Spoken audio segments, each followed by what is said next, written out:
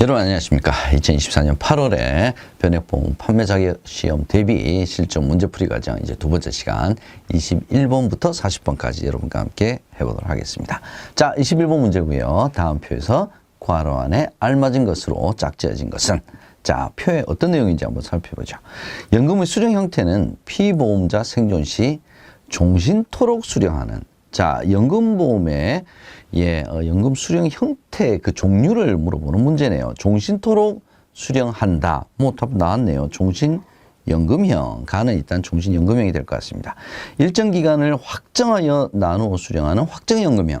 계약자 적립금은 일정 수준 유지하면서 공시율 적용으로 증가하는 금액만 수령하는 연금 수령 방법은 바로 상속연금형에 대한 설명입니다. 그래서 정답은 1번이 되겠습니다. 22번 보겠습니다. 다음 중 변액 유니버셜 보험에 대한 설명으로 틀린 거. 변액 유니버셜. 자, 뭐 보죠. 1번 해약 환급금 법인 내에서 중도 인출이 가능하다. 중도 인출 추가 납입 가능하죠. 중도 인출은 기납입 보험료 아닙니다. 해약 환급금 범위 내에서 중도 인출 가능합니다. 1번은 맞는 내용이고요. 2번 의무 납입 기간 이후에 납입을 중지할 수 있죠. 계약자 적립금에서 월 대체 보험료를 차감을 하는 것이 월 대체 보험료 방식입니다. 2번도 맞는 내용이네요. 3번 수시 입출금이 자유로운 상품이기 때문에 다양한 특약 부과는 어렵다. 자, 이 질문이 쉬운 질문이 계속 나오네요. 수시 입출금이 자유롭다고 해서 특약 부과와는 전혀 관련이 없는 내용입니다. 그래서 변액 유니버셜 보험 다양한 특약 부과가 가능한 상품이죠. 정답은 3번이 되겠습니다. 4번은 어떤 내용일까요? 의무 납입 기간 동안 보험료를 미납을 했어요. 그러면 납입 최고 절차를 거쳐서 당연히 해지 처리가 됩니다. 4번은 맞는 내용입니다. 23번 문제 살펴보도록 하겠습니다. 특별계정 투입 보험료에 대한 설명이네요. 맞는 것 찾아보겠습니다. 1번 위험보험료가 증가하면, 자, 위험보험료가 증가를 했다는 건 이제 자연식 위험보험료는 자연적으로 나이가 들어가면서 리스크가 올라가니까 위험보험료가 증가하죠. 자, 위험보험료가 증가하기 때문에 위험보험료는 특별계정으로 일단 투입을 했다가 순보험료가 투입되는 거죠. 투입됐다가 매월 계약 해당 일의 위험보험료만큼을 차감을 하는데 자연식 위험보험료가 계속 올라가기 때문에 차감하는 금액이 점점 커지죠. 그렇기 때문에 운용되는 보험료는 감소를 한다. 얘는 맞는 내용입니다. 그죠? 이제 정답은 일단 1번이 되겠네요.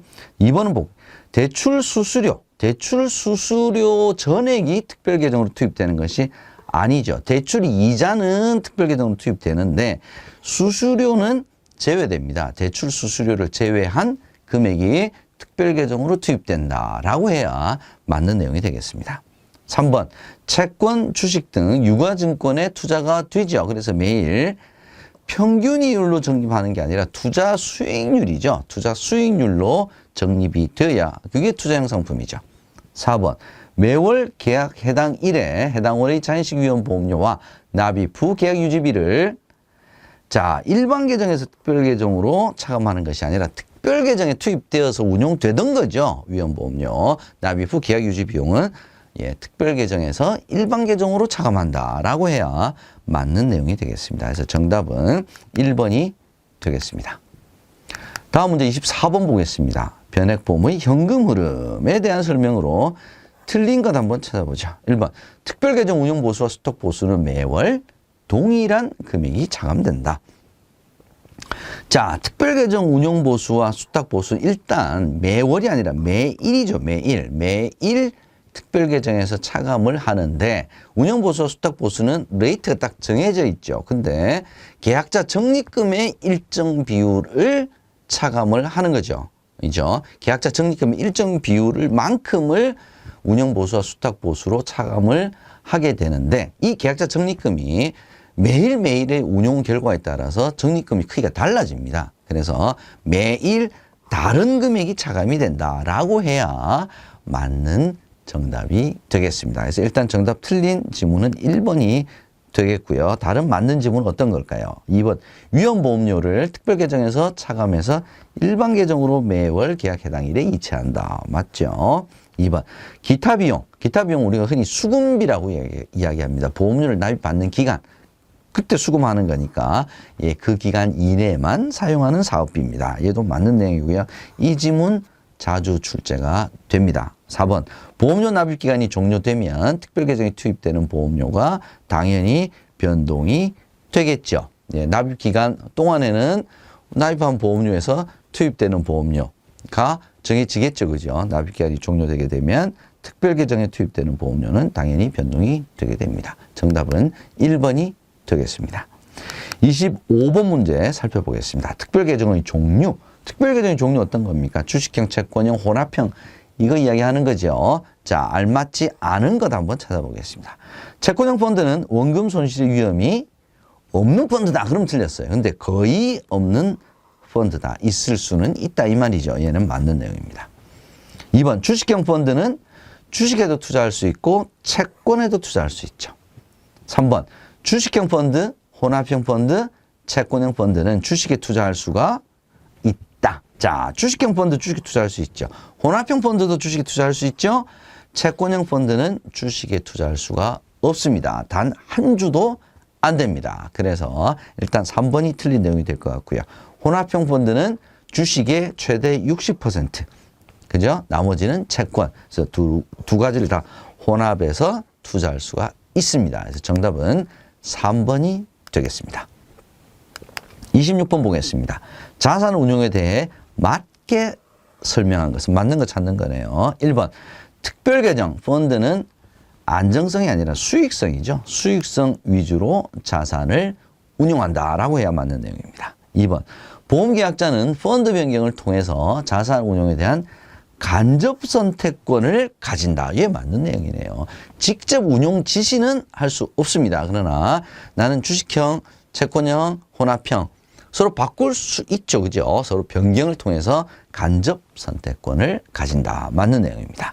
3번 일반 계정과 특별 계정의 자산은 서로 매매 교환 못한다. 이 지문도 굉장히 많이 나오는 지문입니다. 4번 매일 공시이율을 산출을 한다. 아니 투자를 하는데 투자 수익률을 산출해야지 공시이율을 산출하면 안 되겠죠. 투자 수익률을 산출해서 그 결과를 매일매일 계약자 적립금에 반영합니다. 그래서 결산도 자산평가도 매일 이루어진다라고 해야 맞는 내용입니다. 정답은 2번이 되겠습니다. 27번 보겠습니다. 특별계정 자산평가 방법, 자산평가 방법에 대한 설명으로 맞는 거 찾아보겠습니다. 1번 해당 일 기준 가격은 자, 이 중요한 게 전일 끝난 특별계정의 순자산을 특별계정 전체의 좌수로 나누어 산출한다. 얘가 맞는 내용이네요. 자, 이 지문도 굉장히 자주 출제가 되는 지문입니다. 기억을 해두시고요. 2번 주식, 채권 등의 자산에 대해서는 매월이 아니라 매일이라고 말씀드렸죠. 매일 평가를 실시합니다. 3번 중도 인출이 발생하게 되면 돈이 빠져나간 거죠. 돈이 빠져나갔기 때문에 보유자 수는 감소한다라고 해야 맞는 내용이 되겠습니다. 4번 특별계정 최초 설정 시 기준 가격은 1좌당 1,000원이 아니라 1,000좌당 1,000원이다 라고 해야 맞는 내용이 되겠습니다. 1좌와 1원은 같은 개념이다. 이렇게 보시면 되겠습니다. 정답은 1번이 되겠네요. 다음 28번 문제 보겠습니다. 인터넷 변액보험 공시실 조회 내용. 자, 이렇게 표를 나타내는 문제 굉장히 출제가 자주 됩니다. 그러나 문제는 그렇게 많이 다양하지는 않아요. 그래서 다양한 문제들 풀어보실 필요가 있겠습니다. 자, 표의 내용 보겠습니다. 기준가격 1,250원. 기준가격 처음에 얼마에 시작합니까? 1,000원에 시작하잖아요. 1,000원에 시작을 해서 기준가격이 1,250원이라는 것은 수익률이 얼마라는 뜻입니까? 예, 25%죠. 이게 바로 누적 수익률이죠. 자, 전일 대비 2.5원이 올랐습니다. 올라서 1,250원이 됐죠. 그러면 전일은 1,247.5원이겠네. 예, 그렇게 알 수가 있겠죠. 자, 한번 보겠습니다. 1번. 전일 기준 가격은 틀렸네요. 그죠? 1,252원이 아니라 1,250원에서 0.5원이 올라서 지금 1250원이 됐으니까 빼줘야 되는 게 맞죠. 더해주는 것이 아니라. 그래서 1번 일단 틀렸고요. 2번 보겠습니다. 특별계정의 누적 수익률은 25%. 1,000원이 1250원 됐으니까. 그죠? 예, 우리가 앞서서 살펴봤던 내용입니다. 정답은 일단 2번이네요. 3번. 최초 개설일보다 기준가격은 상승했죠. 1,000원이 1,250원이 됐으니까.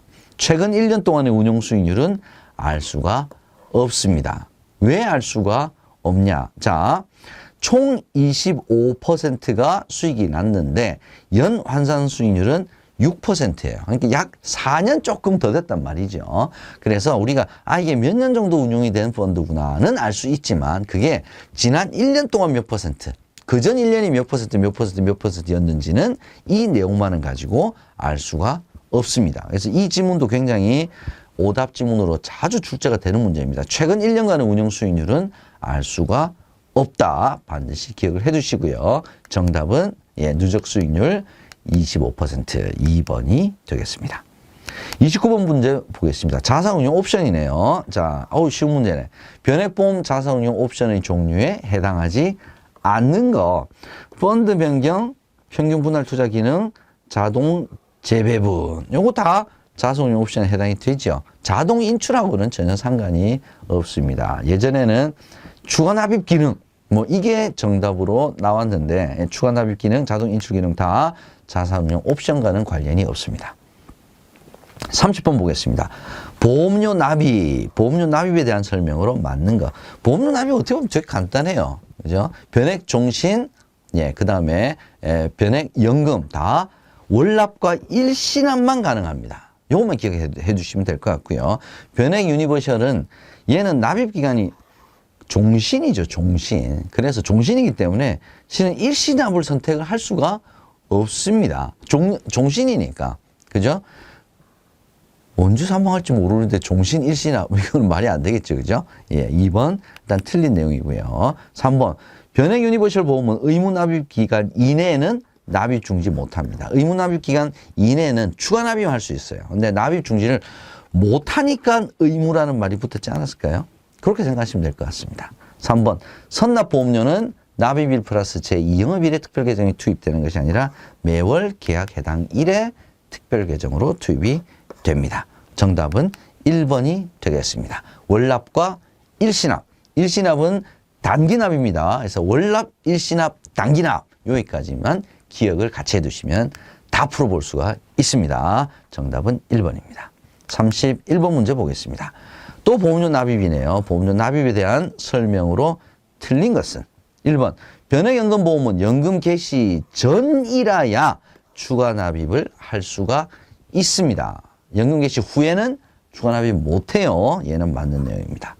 2번 변액 유니버셜 보험은 보험기간 중 수시로 추가 납입 가능합니다. 얘도 맞는 내용이네요. 수시로 납입 가능하다. 맞는 내용입니다. 3번 변액연금보험은 기납입 보험료의 추가 납입 한도를 말하는 거네. 그죠? 저축성 변액보험은 기납입 보험료의 몇 배까지?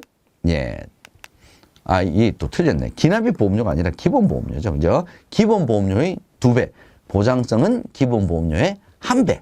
요거를 기억을 해 두셔야 될 것 같습니다. 일단 3배도 틀렸고 기납입 보험료도 틀린 내용이 되겠습니다. 정답은 3번이고요. 4번 추가 납입 보험료의 특별계정 투입일은 추가 납입일 플러스 제2영업일. 선납 보험료는 매월 계약 해당일. 이 두 가지를 반드시 구별을 해 주셔야 됩니다. 많이 바꿔서 나옵니다. 32번 보겠습니다. 다음 표의 괄호 안에 들어갈 알맞은 용어는 무엇인가? 표가 어떤 내용인가 한번 보죠. 변액 유니버셜 보험은 특약 보험료와 계약 체결 및 계약 관리 비용, 보증 비용을 보험료 납입 시에 공제하지 않고 매월 계약 해당 일에 당월 위험 보험료와 함께 차감을 한다. 뭡니까? 이거 시험 문제 많이 나오죠. 월대체 보험료에 대한 개념이죠. 변액 유니버셜 하면 이렇게 괄호 문제는 월대체 보험료가 시험 문제 자주 출제가 되고 있습니다. 기억을 해 두시고요. 납입을 하지 않더라도 계약자 적립금에서 월대체 보험료를 납입을 하는 것이 변액 유니버셜 보험입니다. 3번 보겠습니다. 보험료 납입 최고 기간과 미납 해지에 대한 설명으로 알맞은 것은 한번 보죠.